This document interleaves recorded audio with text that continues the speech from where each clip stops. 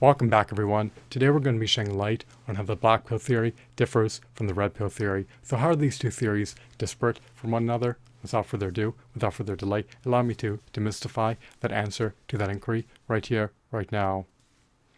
Succinctly stated, the black pill theory posits that females are attracted to males on the basis of the attractiveness of their face and on the basis of their height. Whereas the red pill theory is more idealistic. It is more optimistic. The red pill theory posits that females are attracted to males based on a multitude of disparate factors. The reasons as to why females would be attracted to males are multitudinous. They are multifactorial, to say the least. As per the red pill theory, females may be attracted to males not just based on their height and the attractiveness of their face, but they may deem men to be attractive if they have compelling personality, if they are charismatic, if they are charming, if they have robust social skills, and if they have top-notch rhetoric as well as sizable muscles. The black pill theory, however, is more grounded in reality. It is more aligned with reality. If a man has a short stature and an unattractive face, but he has a compelling personality and top-notch rhetoric and robust social skills, as well as charisma and charm, a female is more than likely not going to deem him to be attractive. Whereas if a man has a tall height in tandem with an eminently attractive face, a female is more than likely going to deem him to be attractive irrespective of whether or not he has a compelling personality, sizable muscles, charisma, charm, and top-notch rhetoric. So, the red pill theory is all the more broad in scope, whereas the black pill theory is all the more narrow in scope. People would prefer to delude themselves into believing that the red pill theory is true, even though it is unaligned with the realities of the dating market. Females would prefer to be with men who have a tall height and who possess an attractive face. Those are the overarching factors that render men attractive to females. If you ameliorate your personality, your social skills, and your rhetoric, and become all the more charming, all the more charismatic, and all the more muscular, it's just going to have negligible bearing on rendering you all the more attractive to females.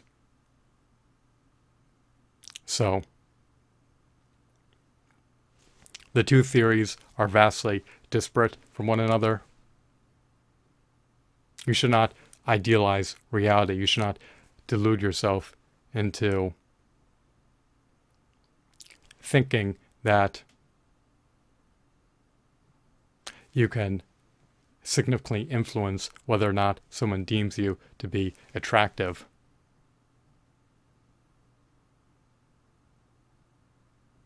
If you want to be able to maximize your attractiveness, if you want to be able to render yourself all the more apt to be successful in the dating market, then it can come at a steep, staggering, hefty, lofty, exorbitant premium cost on your end. Lamentably, much to my dismay, much to my consternation, much to my agony, much to my chagrin, and much to my grief, most men cannot afford to procure leg lengthen surgery to amplify their height, nor can they afford to procure plastic facial surgery to enhance their facial structure. If you cannot afford to amplify your height nor augment your facial structure, then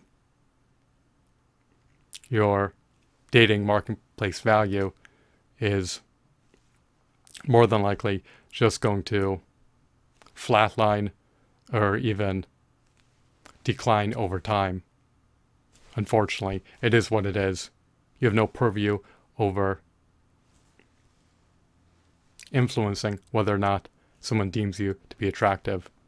And females prefer to be with attractive men who have tall heights of at least 6'2", barefoot, in tandem with eminently attractive faces. So these are just the realities of the dating market at hand. And it is what it is. If you become wealthy, then you can procure leg lengthening surgery to amplify your height, and you can also procure plastic facial surgery in order to augment your face. If you can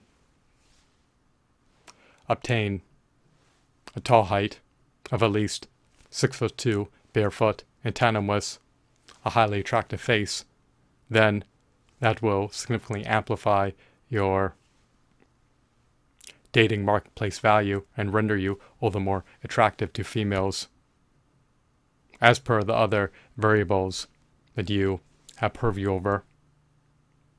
If you become all the more muscular, if you become all the more charismatic, all the more charming, all the more influential, and all the more sociable, these other factors will at the end of the day have a negligible bearing on rendering you all the more attractive to females. So I hope that you found this video to be insightful, engrossing, enthralling, captivating, and of course mesmerizing. Have a blissful day. Goodbye.